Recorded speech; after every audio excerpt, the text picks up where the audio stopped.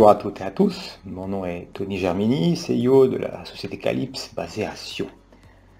Aujourd'hui, j'aurai le plaisir de vous parler de notre expérience dans la mise en place d'une intelligence artificielle dans le secteur de la santé.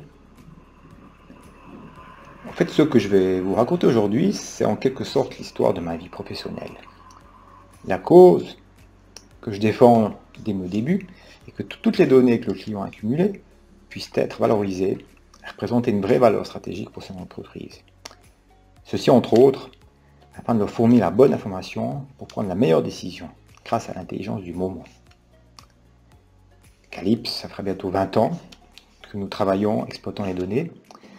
Et jusqu'il y a quelques années, on mesurait principalement ses performances en se projetant sur les données du passé ou par l'utilisation de techniques statistiques multiples et variées. Depuis l'émergence et la multiplication des systèmes d'intelligence artificielle, il est devenu possible d'apprendre du passé et du présent pour se projeter vers les événements futurs avec une précision certaine. À condition, bien sûr, que l'on maîtrise et que l'on reconnaisse ces dates comme une valeur à exploiter. En 2015, Calypse entame son virage stratégique en menant une première étude en Suisse romande avec l'aide de Simark, auprès de différents représentants et collaborateurs d'hôpitaux publics et cliniques privées, au sujet des nouvelles données médico-économiques et de leur exploitation. Cette étude a duré environ 6 mois et une trentaine d'entretiens ont été effectués avec des cadres médico-soignants, présidents ou membres du conseil d'administration, directeurs généraux et financiers. En réponse aux besoins d'indicateurs et de performance, nous avons développé une plateforme analytique appelée Medical Dashboard, avec comme objectif de centraliser les datas provenant des principaux systèmes clés d'un établissement, tels que Opal, Polypoint, un dossier patient, un RIS ou un logiciel de laboratoire, et comme objectif de représenter une vue 360 des activités de l'hôpital et un suivi du parcours patient. En 2017, suite à la mise en place auprès d'un client de tableau de bord pour suivre et optimiser l'organisation et la planification des opérations ambulatoires, nous nous sommes rendus compte que nous pouvions faire plus que représenter le passé. Nous avions en effet à disposition des datas sous forme de time series ou séries temporelles qui se prêtent extrêmement bien à l'utilisation du machine learning à des fins de prédiction. Fort de ce constat, au cours de l'année 2018, nous avons donc présenté et démarré un projet de recherche inno-suisse en collaboration avec l'HEGVD, avec comme pour objectif de développer une solution de gestion et de planification sous incertitude des flux d'opérations ambulatoires. Après quelques mois du démarrage du projet, nous avons passé des flux ambulatoires aux flux stationnaires, car le besoin en planification sous incertitude était encore plus flagrant. Et nous avons donc collaboré avec un hôpital de la région lémanique. Durant ces travaux, nous avons été en mesure de retranscrire la réalité du terrain simplement en analysant leurs data. Une des citations de leur direction, c'était « Ah, mais c'est incroyable !» Avec peu d'input de notre part, c'est vrai que nous avions eu peut-être un échange d'une heure ou deux avec ces personnes, avec peu d'input de notre part, vous avez été capable en très peu de temps de représenter notre réalité. Et oui, les datas, vos datas, c'est votre miroir. Nous étions donc en mesure d'amener des éléments d'anticipation pour les flux ambulatoires et les flux stationnaires. Notamment pour la prédiction de la durée de séjour ou la propension au no-show. Donc, est-ce que demain, l'opération planifiée, est-ce que le patient va se présenter à l'heure ou disposer correctement pour l'opération, ou même, est-ce que le médecin ou le personnel soignant sera aussi présent, ou la salle sera à disposition. Lors d'échanges avec un consortium d'hôpitaux parisiens, nous avons compris que l'incertitude était à son maximum quand on doit intégrer dans un flux planifié les arrivées aux urgences. Ceci générant environ 30% des hospitalisations sur une année. Elles vont d'une façon ou d'une autre perturber l'organisation et la planification des soins. Durant l'été 2019, nous entamons donc une expérimentation avec le centre hospitalier de Valenciennes. Et 6 semaines plus tard, nous mettons à disposition, quotidiennement, des prédictions d'arrivée aux urgences avec une précision actuellement de 90% sur la période. Bonjour madame. Bonjour. Bougez un petit peu les doigts. Cette dame de 84 ans vient d'arriver aux urgences de On va faire Valenciennes. une radio pour voir un petit peu s'il n'y a pas de fracture, d'accord? Elle a fait une chute chez elle, un accident imprévisible. Mais cet hôpital fait le pari de prévoir l'imprévisible. En tout cas, de prévoir le nombre de patients qui vont se présenter dans la journée. Comment? Grâce à un logiciel qui croise plusieurs données très différentes. Le nombre de patients reçus chaque jour aux urgences depuis 2 ans. La météo, le trafic routier et même des événements extérieurs qui peuvent augmenter le nombre de patients, des matchs ou des manifestations. Donc en résumé, que ce soit un flux d'arrivée aux urgences ou la trajectoire patient, les données nécessaires pour les prédictions sont les mêmes. Il nous faut au minimum 24 mois d'historique pour le faire. Plus, c'est bien aussi. Grâce à cela, toute la chaîne en lien avec le flux peut être anticipée et impacter positivement soignants et patients. Du point de vue technologique, nos algorithmes sont basés sur des réseaux de neurones artificiels, ou deep learning, alimentés par de multiples données du passé, comme cité avant, et du présent bien sûr, qui sont fournis par l'hôpital. Nous construisons des signaux que nous jugeons clés et entraînant le système à trouver des liens entre les différents signaux avec nos notions temporelles. Par exemple, les admissions ont clairement un impact sur les hospitalisations, la charge du service, appelée la tension, les sorties à suivre. D'autre part, les admissions sont influencées par des facteurs extérieurs tels que la météo, les vacances, les événements, les maladies saisonnières, qui doivent être intégrés pour obtenir des performances stables au cours de l'année, et en particulier sur les pics d'activité. Donc notre politique est d'informer sans décider à la place du médecin. Les prévisions de flux d'admission permettent au chef d'urgence de dimensionner ses équipes de manière optimale 5 jours à l'avance. Et au cours d'une journée, nos prévisions de tension, donc nombre de patients présents à l'instant donné, permettent aux équipes d'anticiper heure par heure sur la situation en service. Nous proposons ensuite des solutions d'hébergement, en délit, en aval des urgences, pour les patients nécessitant une hospitalisation. La mise en place est simple et est faite progressivement, avec l'intégration des datas de l'hôpital en premier lieu, et à chaque itération, l'objectif est d'évaluer les variables qui impactent les prédictions et les prendre en compte dans le modèle prédictif. Une fois que le modèle est stable, seulement ensuite, nous intégrons les datas extérieures, telles que la météo. Nous procédons exactement à la même façon, nous évaluons. Si le modèle est stable, nous rajoutons des éléments supplémentaires comme les événements sportifs, culturels, les calendriers, les vacances, et ainsi de suite. En plus de cela, l'accompagnement aux personnes qui doivent interpréter et agir avec ces prédictions est primordial. C'est un élément clé de l'adhésion au système, car il faut instaurer la confiance dans les prédictions et lever les craintes éventuelles. En finalité, bien sûr, les avantages sont multiples. Le staff est soulagé en cas de tension majeure et peut se concentrer sur sa mission primaire, qui est soigner. Et les patients, indirectement, en ressentent. Actuellement, le système est utilisé tous les jours par le chef du service des urgences de Valenciennes, des médecins des urgences et bien sûr de tout le personnel soignant, avec chacun son niveau d'information et de prédiction. Le responsable des urgences a une prédiction à 5 jours, les médecins à 2 jours et les soignants une vision sur les 2 prochaines heures. On surveille dans 2 heures ce qui va arriver. Là, on peut voir qu'entre 14 et 15 heures, on aura entre 15 et 20 patients qui seront admis au niveau des urgences. Le logiciel lui indique le nombre de patients qui vont entrer et sortir de son service heure par heure. Taux de fiabilité, 90%. D'après le système, c'est entre 14 et 15 heures que le plus grand nombre de patients est attendu. Nous allons vérifier. À 14 heures, l'activité commence bien à s'intensifier. Les brancards se bousculent dans les couloirs, les soignants s'activent.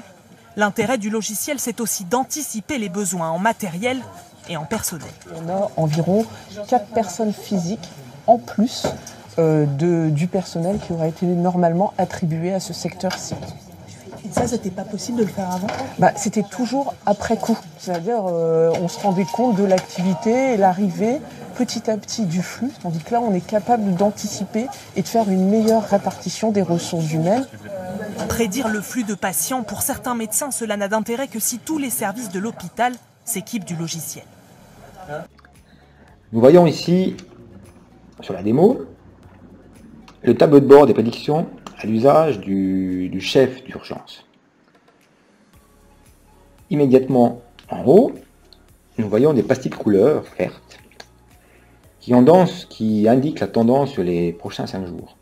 5 jours, pourquoi?